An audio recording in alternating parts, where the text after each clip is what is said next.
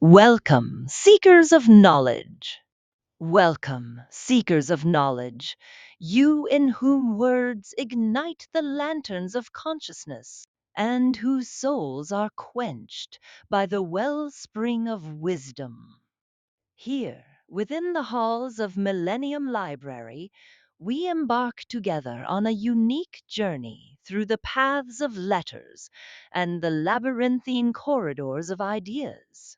This is not just a podcast, it is a cultural edifice that rises with you, from you, and for you.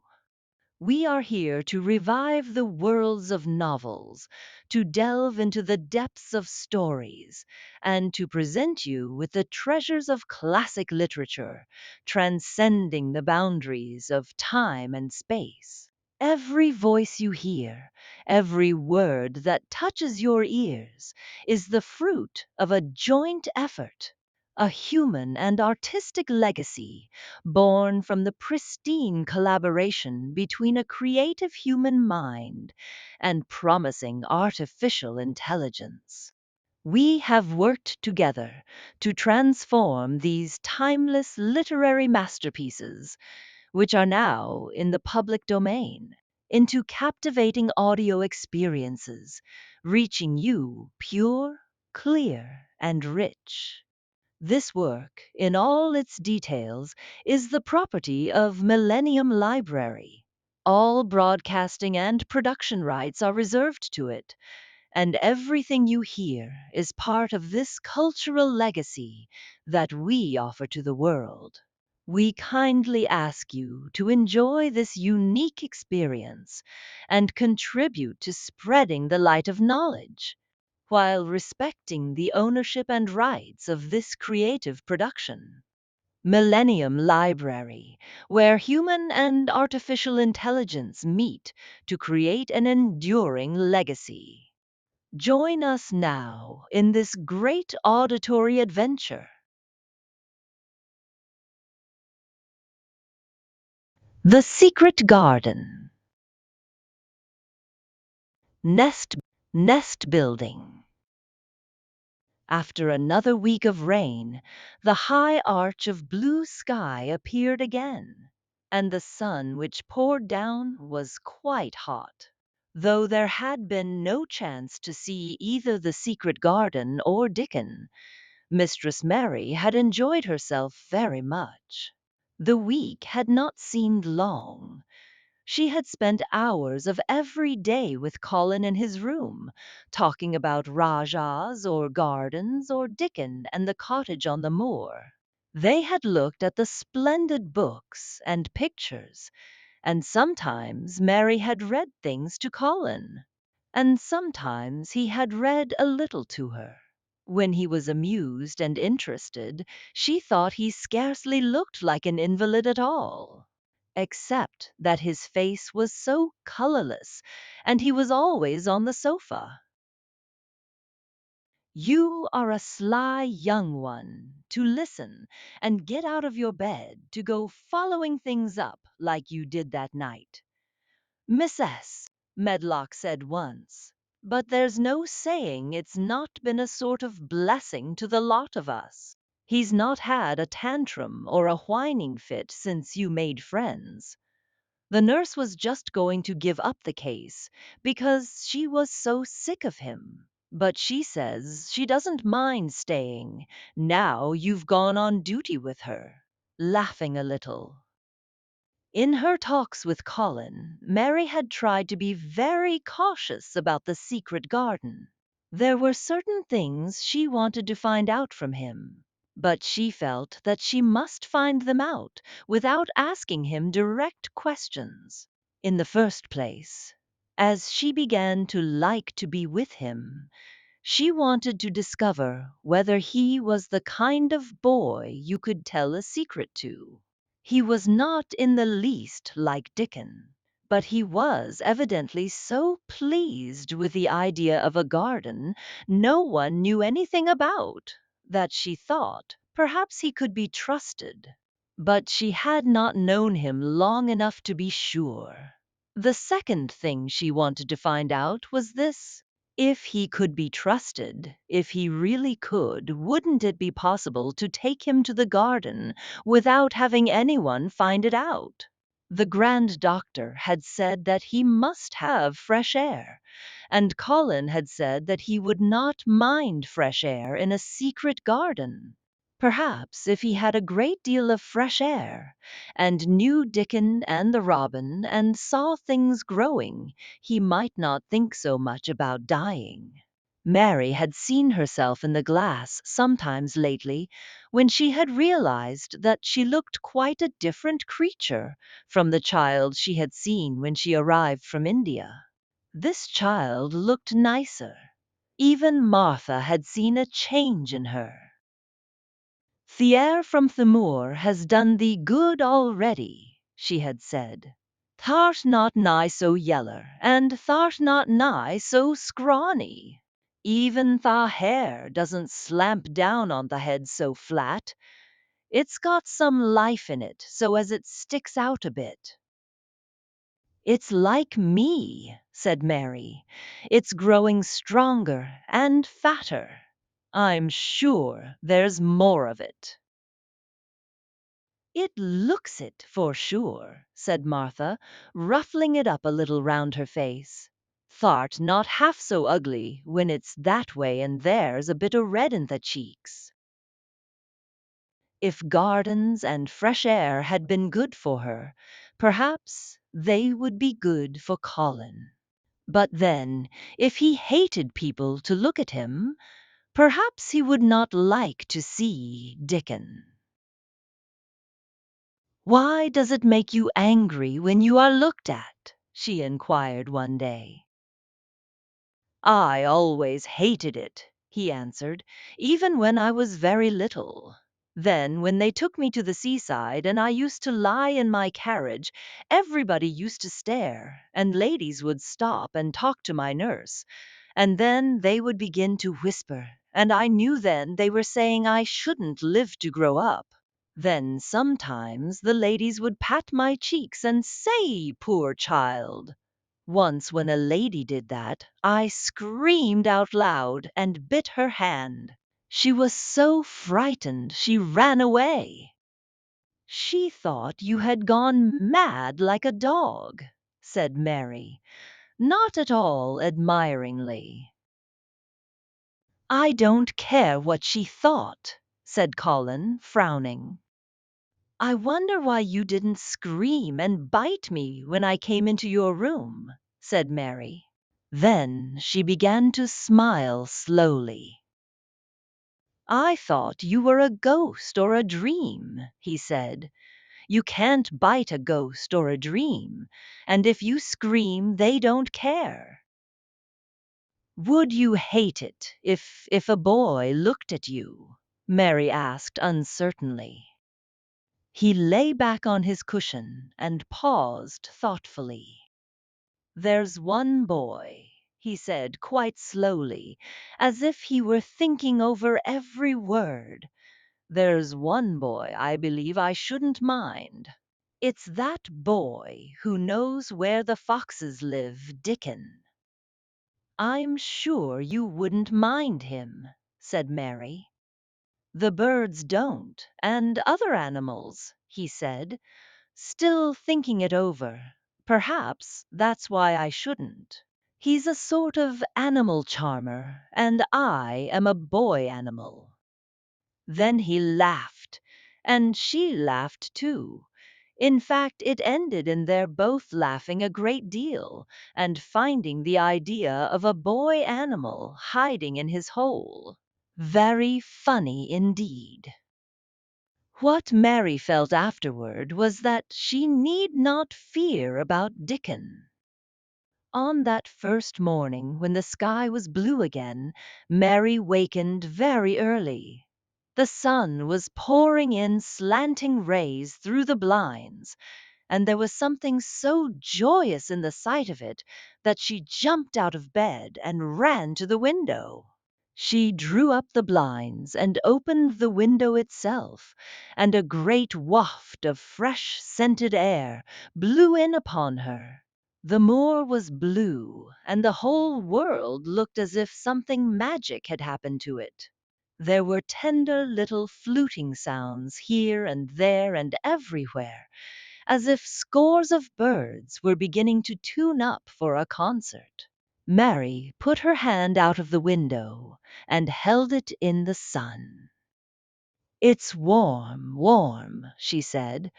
"It will make the green points push up and up and up, and it will make the bulbs and roots work and struggle with all their might under the earth." She kneeled down and leaned out of the window as far as she could, breathing big breaths and sniffing the air until she laughed because she remembered what Dickens's mother had said about the end of his nose, quivering like a rabbit's. "It must be very early," she said. "The little clouds are all pink, and I've never seen the sky look like this. No one is up. I don't even hear the stable boys." A sudden thought made her scramble to her feet. "I can't wait. I am going to see the garden."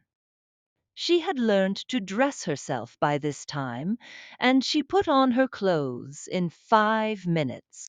She knew a small side door which she could unbolt herself, and she flew downstairs in her stocking feet and put on her shoes in the hall. She unchained and unbolted and unlocked, and when the door was open, she sprang across the step with one bound, and there she was standing on the grass, which seemed to have turned green, and with the sun pouring down on her, and warm, sweet wafts about her, and the fluting and twittering and singing coming from every bush and tree. She clasped her hands for pure joy and looked up in the sky, and it was so blue and pink and pearly and white and flooded with springtime light that she felt as if she must flute and sing aloud herself, and knew that thrushes and robins and she ran around the shrubs and paths towards the secret garden. "It is all different already," she said. "The grass is greener, and things are sticking up everywhere, and things are uncurling, and green buds of leaves are showing. This afternoon I am sure Dickon will come." The long, warm rain had done strange things to the herbaceous beds which bordered the walk by the lower wall. There were things sprouting and pushing out from the roots of clumps of plants, and there were actually here and there glimpses of royal purple and yellow unfurling among the stems of crocuses. 6 months before, Mistress Mary would not have seen how the world was waking up, but now she missed nothing. When she had reached the place where the door hid itself under the ivy, she was startled by a curious loud sound. It was the caw-caw of a crow, and it came from the top of the wall, and when she looked up, there sat a big, glossy, plumaged blue-black bird, looking down at her very wisely indeed. She had never seen a crow so close before, and he made her a little nervous. But the next moment he spread his wings and flapped away across the garden. She hoped he was not going to stay inside, and she pushed the door open, wondering if he would. When she got fairly into the garden, she saw that he probably did intend to stay, because he had alighted on a dwarf apple tree, and under the apple tree was lying a little reddish animal with a bushy tail, and both of them were watching the stooping body and rust-red head of Dickon, who was kneeling on the grass, working hard. Mary flew across the grass to him. "Oh, Dickon, Dickon!" she cried out. "How could you get here so early? How could you?" The sun has only just got up. He got up himself, laughing and glowing, and tousled his eyes like a bit of the sky. "Eh," he said, "I was up long before him. How could I have stayed abed? The world's all fair begun again this mornin', it has, and it's workin' and hummin', and scratchin' and pipin' a nest, buildin' and breathin' out sense, till you've got to be out on its stead o' lyin' on your back. When the sun did jump up, the moor went mad for joy, and I was in the midst of heather, and I run like mad myself, shoutin' and singin', and I come straight here. I couldn't have stayed away. Why, the garden was lyin' here waitin'." Mary put her hands on her chest, panting, as if she had been running herself. "Oh, Dickon, Dickon," she said, "I'm so happy I can scarcely breathe." Seeing him talking to a stranger, the little bushy-tailed animal rose from its place under the tree and came to him, and the rook, cawing once, flew down from its branch and settled quietly on his shoulder. "This is the little fox cub," he said, rubbing the little reddish animal's head. "It's named Captain. And this here's Soot. Soot, he flew across the moor with me, and Captain he run same as if hounds had been after him. They both felt same as I did." Neither of the creatures looked as if he were the least afraid of Mary. When Dickon began to walk about, Soot stayed on his shoulder and Captain trotted quietly close to his side. "See here," said Dickon. "See how these has pushed up, and these, and these, and look at these here." He threw himself upon his knees, and Mary went down beside him. They had come upon a whole clump of crocuses burst into purple and orange and gold. Mary bent her face down and kissed them. "You never kiss a person in that way," she said when she lifted her head. "Flowers are so different." He looked puzzled, but smiled. "Eh," he said, "I've kissed mother many a time that way, when I come in from th' moor after a day's roamin', and she stood there at the door in th' sun, lookin' so glad and comfortable." They ran from one part of the garden to another, and found so many wonders that they were obliged to remind themselves that they must whisper or speak low. He showed her swelling leaf buds on rose branches which had seemed dead. He showed her 10,000 new green points pushing through the mold. They put their eager young noses close to the earth and sniffed its warmed springtime breathing. They dug and pulled and laughed low with rapture, until Mistress Mary's hair was as tumbled as Dickon's, and her cheeks were almost as poppy red as his. There was every joy on earth in the secret garden that morning, and in the midst of them came a delight more delightful than all, because it was more wonderful. Swiftly something flew across the wall and darted through the trees to a close-grown corner. A little flare of red-breasted bird with something hanging from its beak. Dickon stood quite still and put his hand on Mary, almost as if they had suddenly found themselves laughing in a church. "We mew not stir," he whispered in broad Yorkshire. "We mew not scarce breathe. I knowed he was mate huntin' when I seed him last. It's Ben Weatherstaff's robin. He's buildin' his nest. He'll stay here if us don't flight him." They settled down softly upon the grass and sat there without moving.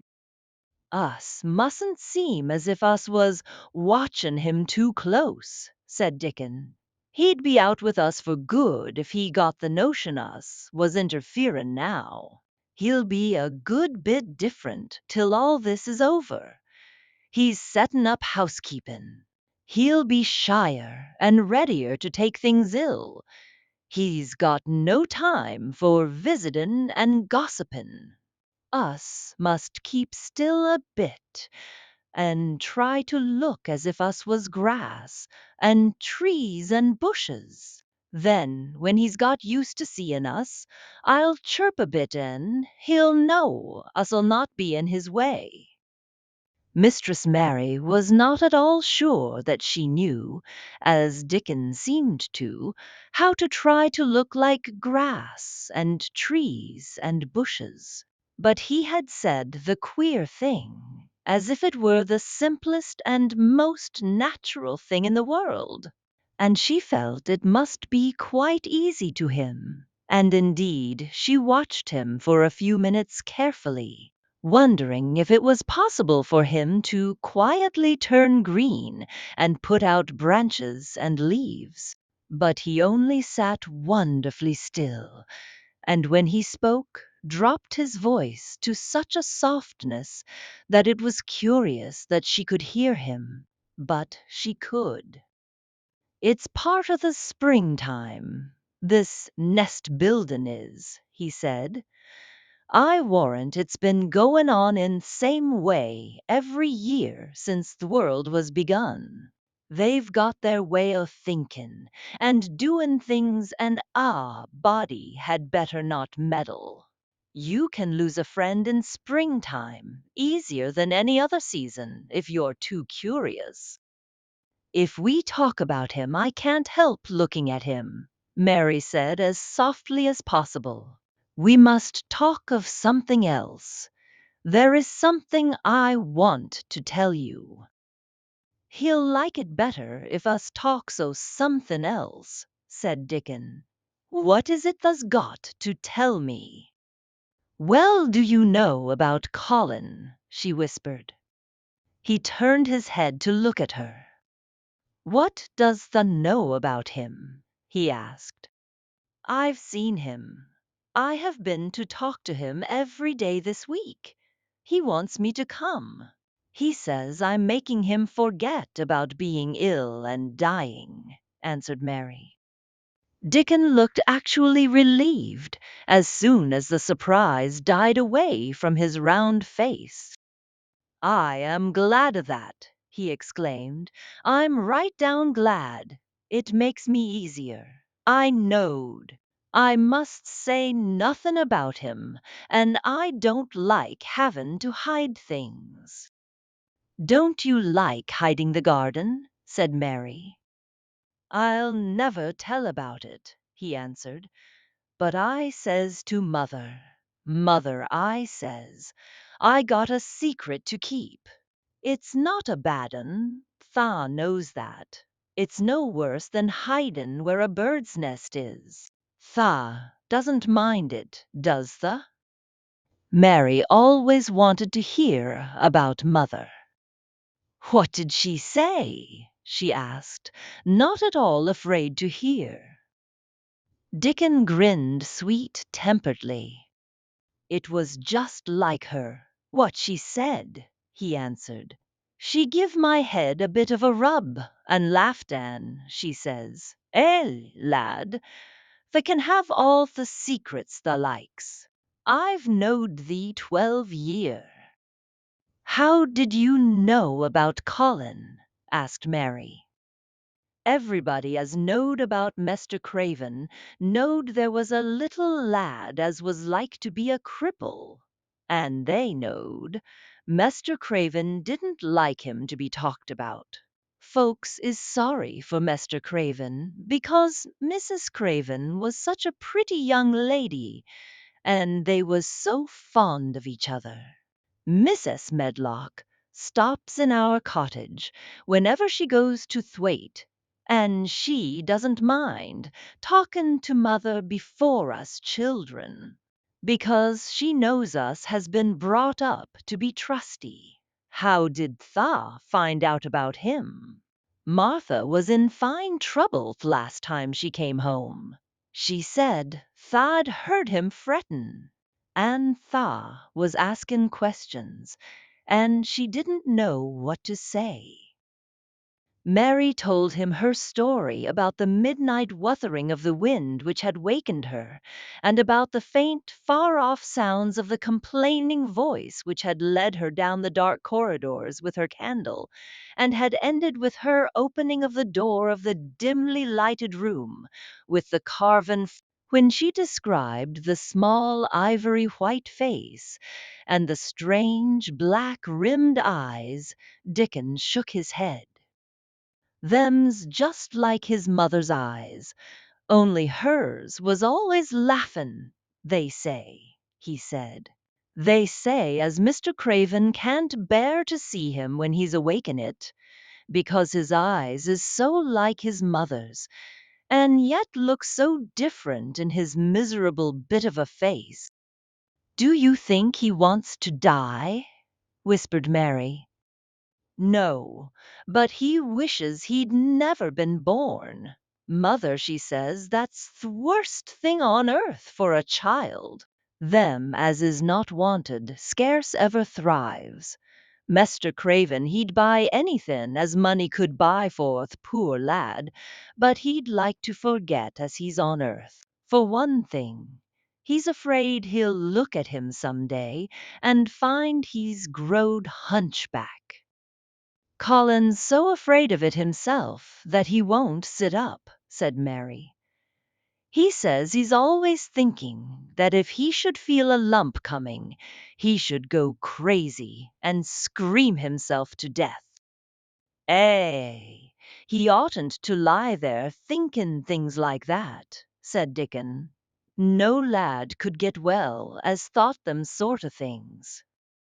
The fox was lying on the grass close by him, looking up to ask for a pat now and then, and Dickon bent down and rubbed his neck softly, and thought a few minutes in silence. Presently he lifted his head and looked round the garden. When first we got in here, he said, it seemed like everything was gray. Look round now and tell me if Tha doesn't see a difference. Mary looked and caught her breath a little. Why, she cried, the grey wall is changing. It is as if a green mist were creeping over it. It's almost like a green gauze veil. Aye, said Dickon, and it'll be greener and greener till th' grey's all gone. Can tha guess what I was thinking? I know it was something nice, said Mary eagerly. I believe it was something about Colin. I was thinking that if he was out here, he wouldn't be watchin' for lumps to grow on his back, he'd be watchin' for buds to break on the rose bushes. And he'd likely be healthier, explained Dickon. I was wonderin' if us could ever get him in th' humor to come out here and lie under th' trees in his carriage. I've been wondering that myself. I've thought of it almost every time I've talked to him, said Mary. I've wondered if he could keep a secret, and I've wondered if we could bring him here without anyone seeing us. I thought perhaps you could push his carriage. The doctor said he must have fresh air, and if he wants us to take him out, no one dare disobey him. He won't go out for other people, and perhaps they will be glad if he will go out with us.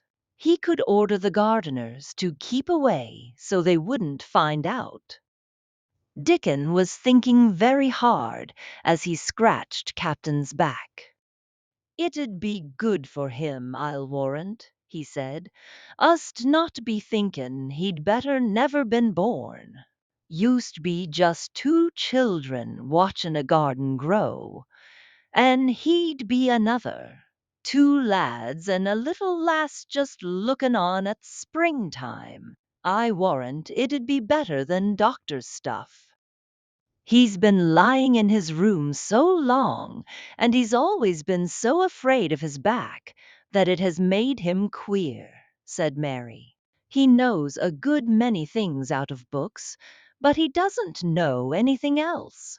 He says he has been too ill to notice things, and he hates going out of doors, and hates gardens and gardeners. But he likes to hear about this garden because it is a secret. I daren't tell him much, but he said he wanted to see it. Us'll have him out here sometime, for sure, said Dickon. I could push his carriage well enough. Has thou noticed how Throbbin and his mate has been workin', while we've been sittin' here? Look at him perched on that branch, wonderin' where it'd be best to put that twig he's got in his beak. He made one of his low whistling calls, and the robin turned his head and looked at him inquiringly, still holding his twig. Dickon spoke to him as Ben Weatherstaff did, but Dickon's tone was one of friendly advice. "Where's as ever tha puts it," he said, "it'll be all right. Tha knew how to build the nest before tha came out o' th' egg. Get on with thee, lad. Tha'st got no time to lose." "Oh, I do like to hear you talk to him," Mary said, laughing delightedly. "Ben Weatherstaff scolds him and makes fun of him, and he hops about and looks as if he understood every word, and I know he likes it. Ben Weatherstaff says he is so conceited he would rather have stones thrown at him than not be noticed." Dickon laughed too, and went on talking. "Tha knows us won't trouble thee," he said to the robin. "Us is near bein' wild things ourselves. Us is nest buildin' too, bless thee. Look out tha doesn't tell on us." And though the robin did not answer, because his beak was occupied, Mary knew that when he flew away with his twig to his own corner of the garden, the darkness of his dew-bright eye meant that he would not tell their secret for the world. Conclusion of our journey. And so we reach the conclusion of our journey for today, within the unending worlds of words and the never folding pages of knowledge. We have spent an enjoyable and beneficial time together within the embrace of Millennium Library, where voices meet tales and a new cultural legacy is forged. We hope you have enjoyed every moment and delved deeply into the dimensions of the story or novel we presented to you. Always remember that this grand edifice, Millennium Library, is the result of a unique collaboration between human creativity and the profound depth of artificial intelligence. Our goal is to enrich your ears and minds with the treasures of world literature and to make knowledge accessible to everyone, while preserving the ownership rights of Millennium Library for this distinctive production. Don't forget to follow us and activate the notification bell to receive all new content.